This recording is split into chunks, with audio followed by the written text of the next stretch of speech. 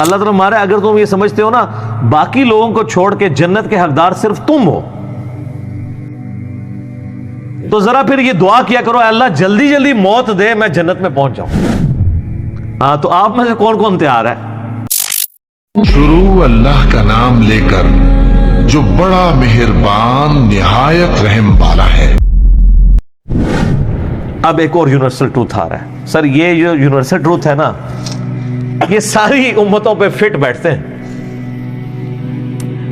یہودی کہتے تھے ہم اللہ کے چہیتے ہیں، اللہ کے بڑے لاڈلے ہیں، بلکہ وہ تو سمجھتے تھے کہ ہم اللہ کی فیملی سے ہی ہیں، کیونکہ ہم پیغمبروں کی فیملی سے ہیں، ہماری نسل ابراہیمی ہے اور ہم chosen people of the lord ہے، اللہ کے چنے ہوئے لوگ ہیں۔ وہ چنے ہوئے تو تھے نا، یا بنی اسرائیل اذکروا نعمتی التی انعمت علیکم وانی فضلتکم علی العالمین۔ لیکن چوزن پیپل تو وہ تھے جنہوں نے واقعی اس حق کو قبول کیا، ورنہ انہی چوزن پیپلز میں سے پیغمبر موجود ہیں اور ان کے ساتھی بندر اور خنزیر کی شکل میں بنا دیے گئے ہیں۔ اصحاب سبت، اصحاب سبت کون تھے؟ وہ یہودی تھے نا جنہوں نے ہفتے کے دن کے شکار کے معاملے میں روگردانی کی تھی۔ تو وقت کا پیغمبر تو موجود تھا ان کے اندر، یوشع ابن نون۔ بخاری مسلم دونوں میں حدیث ہے، نبی علیہ السلام نے فرمایا کہ بنی اسرائیل کا انتظام ہمیشہ پیغمبروں کے ہاتھ میں رہا ہے، مسلسل حضرت موسیٰ علیہ السلام سے لے کر عیسیٰ علیہ السلام تک 1400 سال تک ان کی تار ٹوٹی نہیں ہے۔ ایک پیغمبر موت سے پہلے اپنی جگہ ایک دوسرے پیغمبر کو خلیفہ بنا کے جاتا تھا، 1400 سال تک پیغمبر آتے رہے، 3 کتابیں نازل ہوں، اور حشر یہ ہو رہا ہے۔ اللہ تعالیٰ اب ان سے کہہ رہا ہے قل ان كانت لكم الدار الآخرة عند الله خالصة من دون الناس فتمنوا الموت ان كنتم صادقين۔ اے نبی ان سے فرماؤ کہ اگر یہ تم سمجھتے ہو کہ آخرت میں جو جنت ہے، آخرت کی زندگی کے حقدار صرف تم ہی ہو، جنت، وہ کہتے ہیں جنت حسین دی، کہتے ہیں نا، اور خود حسینی والا ایک کام بھی نہیں، سوٹیں لگا رہے ہیں اور کہہ رہے ہیں جنت حسین کی۔ اللہ تعالیٰ مارے اگر تم یہ سمجھتے ہو نا باقی لوگوں کو چھوڑ کے جنت کے حقدار صرف تم ہو،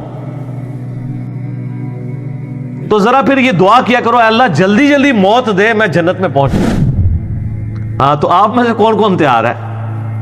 یہ لٹمس ٹیسٹ اللہ نے رکھا ہے کہ جو واقعی جنت کا حقدار ہے نا وہ ہر وقت اس انتظار میں رہے گا، یا اللہ موت آئے میں جلدی جلدی جنت میں پہنچو۔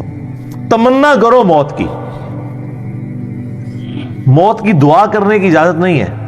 بخاری مسلم میں حدیث ہے، نبی علیہ السلام نے منع کیا کہ کوئی شخص یہ دعا نہ کرے کہ اللہ مجھے موت دے دے مصائب سے تنگ آ کے، کیونکہ وہ مصائب تو آپ کا امتحان ہے، لیکن تمنا کی جا سکتی ہے اگر حالات و واقعات اتنے بگڑ جائیں تو بالکل ٹھیک ہے۔ امام بخاری کے ساتھ ان کی زندگی میں یہی ہوا ہے نا، ان کے کلاس فیلوز نے ان کے خلاف اتنا پراپوگنڈا کیا کہ جس شہر میں جاتے تھے شہر کے دروازے پہ پہلے ہی بندہ کھڑا ہوتا تھا کہ حضرت ادھر نہیں آنا، آپ تو گمراہ ہیں۔ آج ان کے حضرت ان کے مریدوں کو کوئی جانتا بھی نہیں ہے، پوری دنیا میں بخاری بخاری ہو رہی ہے، ٹھیک ہے، یہ بات ہے۔ لیکن یہ لوگ اپنی زندگی میں ساروں نے بڑی بڑی تکلیفیں کاٹی ہیں۔ امام حنیفہ رحمہ اللہ کو زہر کا پیالہ پینا پڑا منصور کی جیل کے اندر، زبردستی، اور محبت میں آپ چیف جسٹس بن جائیں، ان کا میں نے نہیں بننا، ان کا اچھا آپ نہیں بن رہے تو میں آپ کو زہر دے دوں گا۔ وہ کہتے ہیں میں اہل ہی نہیں اس کا، اس لیے وہ کہتے تھے کہ پھر اپنی مرضی کے فتوے لیں گے یہ۔ تو خلیفہ منصور نے کہا کہ آپ جھوٹ بول رہے ہیں کہ آپ اس کے اہل نہیں ہیں، آپ اہل ہیں۔ تو انہوں نے کہا جو شخص جھوٹا ہوتا ہے تو وہ تو ویسے ہی اہل نہیں رہتا۔ پکی دیتی امام حنیفہ نے بھی کہ تم انہوں اگر جھوٹا کہہ رہے ہیں تو مطلب پھر تو میں ویسے ہی اہل کوئی نہیں ہوں۔ اور وہ اصل میں تقیہ کر رہے تھے کہ میں اہل اس اعتبار سے نہیں ہوں کہ جو تم مجھ سے فتوے لینا چاہتے ہو نا، یہ دنیا کا کتا میں نہیں بن سکتا۔ جو بعد میں قاضی ابو یوسف نے جو جو گندے فتوے دیے ہیں، الامان والحفیظ، انہی کے شاگرد نے۔ اور پھر اسی بنیاد پہ تلوار کی زور کے اوپر فقہ حنفی انہوں نے پھیلا دیے.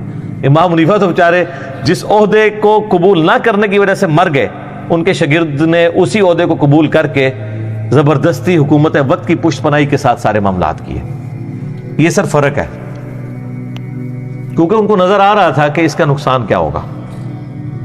تو اللہ تعالیٰ مارا ہے کہ اگر تم یہ سمجھتے ہو نا جنت آپ کے لیے خاص ہے یہودیوں, اور تم اللہ تعالیٰ کی بڑی لاڈلی امت ہو, تو دل میں کبھی تمنا تو کرو نا موت کی. سر جو لوگ اللہ سے محبت کرنے والے ہیں نا, ان کے دل میں تو ہر وقت موت کی تمنا رہتی ہے. صحیح مسلم میں حدیث ہے, جو شہادت کی تمنا کے بغیر مرا وہ کفر کی شاخ پہ مرا, نفاق کی شاخ پہ مرا, منافقت کی. تمنا تو موجود ہے. بخاری میں حدیث موجود ہے, سعد ابن معاذ کو جب تیر لگا گھٹنے میں, اب چھوٹا سا ایک زخم ہی تھا, گھٹنے میں تیر لگنے سے کوئی بندہ تو نہیں مر جاتا, ان کی مین رگ کٹ گئی تھی, پٹی کی. پھر انہوں نے دعا کی, اے اللہ اگر مشرکین عرب نبی علیہ السلام کے اوپر اب نہیں چڑھائی کریں گے جس طرح کہ انہوں نے بدر میں کی, احد میں کی اور آج خندق میں کی ہے, اس کے بعد اگر کوئی ایسا معاملہ نہیں ہونے والا تو اسی زخم کو میرے لیے کھول دے اور مجھے شہادت کی موت دے دے. یہ صحیح بخاری میں. تو وہ زخم ان کا جاری ہو گیا, سعد ابن معاذ کو اللہ تعالیٰ نے شہادت کی موت دے دی. اوس کے سردار تھے, ان کی وجہ سے پورا قبیلہ مسلمان ہوا. انہوں نے بھوک ہڑتال کر دی تھی, اسلام لے کے آئے اور ہے بڑے جنگجو ٹائپ کے تھے. اپنے قبیلے میں چلے گئے کہ میں اس وقت تک نہ کھاؤں گا نہ پیوں گا جب تک سب لوگ مسلمان نہیں ہوتے. مدینے جاتے ہی سب سے بڑا جو سمجھ لینا تلخ تجربہ تھا مسلمانوں کے لیے وہ یہ تھا, کیونکہ مدینے کا ڈان جو تھا نا وہ سعد ابن معاذ تھا. کوئی چسکتا بھی نہیں سی انہوں تو بغیر, اور ڈان تھے وہاں کے, اور اللہ نے دیکھے کہاں پہنچا دیا. اور ان کو وہ شہادت کی تمنا ملی, کیونکہ بخاری میں موجود ہے نبی علیہ السلام نے خندق کے موقع پہ کہہ دیا تھا کہ یہ آخری دفعہ ہے کہ کافر تم پہ آئے ہیں, اب تم کافروں پہ حملہ کرو گے. اور وہی ہوا, اگلے سال نبی علیہ السلام نے پھر 6 ہجری کے اندر عمرے کا ارادہ کیا, وہ صلح حدیبیہ ہو گئی. 7 ہجری میں غزوہ خیبر ہوا, 8 میں فتح مکہ ہو گیا. تو مومن تمنا کرتا ہے موت کی اس اعتبار سے کہ اے اللہ اگر دنیا میں میرے لیے کوئی خیر باقی نہیں ہے, میرے لیے زندگی میں امتحان ایسے آنے والے ہیں جن کو میں برداشت نہ کر کے کفر کی زندگی میں نہ چلا جاؤں, اگر اس اعتبار سے کوئی موت کی تمنا رکھتا ہے تو وہ صحابہ کی سنت ہے. شہادت کے اعتبار سے جو تمنا رکھتا ہے, کیونکہ اگر آپ تمنا ہی نہیں ہوگی شہادت کی تو آپ جنگ خاک لڑیں گے جا کے. خالد ابن ولید جو ہے وہ کس طریقے سے ان کے اعصاب کے اوپر سوار تھے رومنز کے اور پرشینز کے.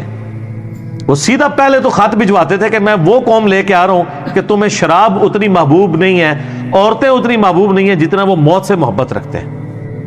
تو سر ایسے جو لوگ ہیں جو آپ کے ذہن میں شاید کھر دماغ ہوں, ان کے آگے کون سی سپر پاور ٹھہر سکتی ہے؟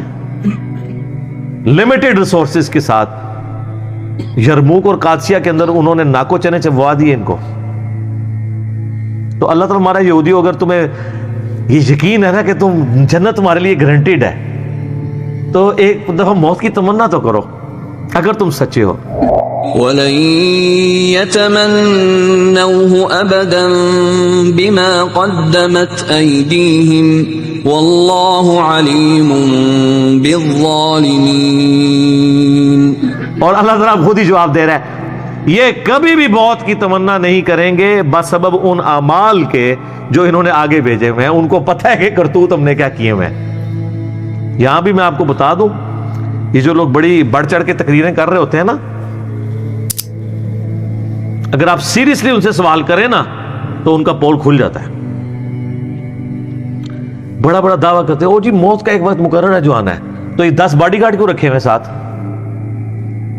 حالت یہ ہوتی ہے کہ بس وہ ٹائلٹ بغیر باڈی گارڈ کے جا رہے ہوتے ہیں, باقی ساری ایکٹیویٹیز اس طریقے سے کر رہے ہوتے ہیں.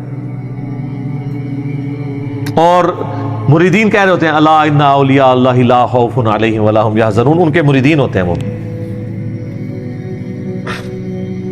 یہ سر فرق ہے پھر. یہ دعوے کرنا آسان ہے. یا دعویٰ نہ کریں. باڈی گارڈ رکھنا کوئی بری چیز نہیں ہے، نبی علیہ السلام نے بھی رکھے ہیں. ہاں جب وہ آیت نازل ہوئی سورۃ المائدہ کی، سورہ الحجر کی، واللہ یعصمک من الناس، اے نبی اللہ تعالیٰ آپ کی حفاظت کرے گا لوگوں کے اگینسٹ، تو پھر نبی علیہ السلام نے باڈی گارڈ رکھنے چھوڑ دیے تھے. یہ جائز ہے. لیکن جو انہوں نے تماشا لگایا ہوتا ہے نا، اس حد تک وہم تک، یہ ایک ایکسٹریم رویہ ہے. یہ یاد رکھیے گا، اسباب اور مسبب الاسباب کو بیلنس کرنا ضروری ہے. ایک خاص حد تک ہی آپ اسباب کو مینج کر سکتے ہیں. نظر مسبب الاسباب کے اوپر ہونی چاہیے. یہ نہ ہو اسباب پہ اتنا تکیہ ہو جائے کہ اللہ سے ہی نظر ہٹ جائے، پھر انسان کے پلے کوئی شے نہیں رہتی. اللہ فرماتا ہے کبھی بھی یہ موت کی تمنا نہیں کریں گے. جو انہوں نے کرتوت آگے بھیجے، ان کو پتہ ہے کہ ہماری پھینٹی لگنی آگے. اللہ تعالیٰ خوب جانتا ہے ایسے ظالموں کو. وَلَتَجِدَنَّهُمْ أَحْرَصَ النَّاسِ عَلَى حَيَاةٍ وَمِنَ الَّذِينَ أَشْرَكُوا يَوَدُّ أَحَدُهُمْ لَوْ يُعَمَّرُ أَلْفَ سَنَةٍ. ضرورت ہی نہیں ہوتی تھی. انہوں نے کلمہ پڑھ لیا ہوا تھا. کلمہ کیوں پڑھ لیا تھا؟ مارے جائیں گے. اوپر سے کلمہ پڑھا ہوا، اندر سے یہودی. یہ دلیر ہوتے تو یا کافر ہوتے یا مسلمان ہوتے تو اللہ تو مارا، ان سے تو زیادہ دلیر مشرک ہے. کم از کم اپنے باطل عقیدے پہ قائم تو رہے نا. اسی لیے آپ دیکھیں مکے میں کوئی منافق نہیں تھا، یا کافر تھے یا مسلمان تھے، کیونکہ وہ بت پرست تھے تو کٹر بت پرست تھے، مواحد ہوئے تو کٹر مواحد ہوئے. یہ چونکہ دنیا دار لوگ تھے، یہ دونوں پارٹیوں کو خوش رکھتے تھے. جس طرح آج کل جو دنیاوی علماء ہیں سب کو خوش رکھتے ہیں، ان سے سارے خوش ہوتے ہیں، سب کے مطلب کی کوئی نہ کوئی بات کر دیتے ہیں، میٹھی میٹھی باتیں. ان میں سے ہر ایک کی خواہش ہے کہ وہ زندہ رکھا جائے اسے 1000 سال کے لیے. 1000 سال کی زندگی کی وہ تمنا رکھتا ہے. الگ 1000 سال کس نے زندہ رہنا ہے؟ بہت لاٹری کسی کی نکلا ہے تو وہ بھی سینچری کرتا ہے. اور آج کل تو یہ پرانے ہی ہیں جو 70s تک پہنچے ہوئے ہیں، نئے تو 50 کے اندر اندر فارغ ہو رہے ہیں.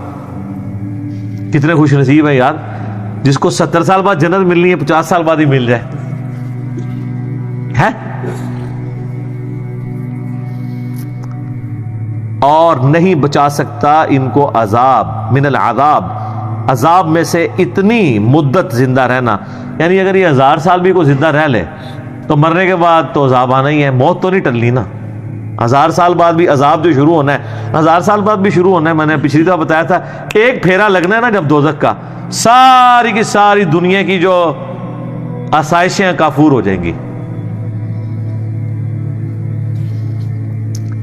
نہیں بچا سکتا ان کو 1000 سال تک زندہ رہنے والی عمر بھی عذاب سے. اور اللہ تعالیٰ دیکھ رہا ہے جو وہ اعمال کر رہے ہیں. اللہ تعالیٰ غافل نہیں ہے. یہ دھمکی ہے کہ کوئی چیز بھی اللہ سے چھپی نہیں ہوئی ہے. یہ جتنے تمہارے کرتوت ہیں نا وہ دیکھ رہا ہے اللہ تعالیٰ.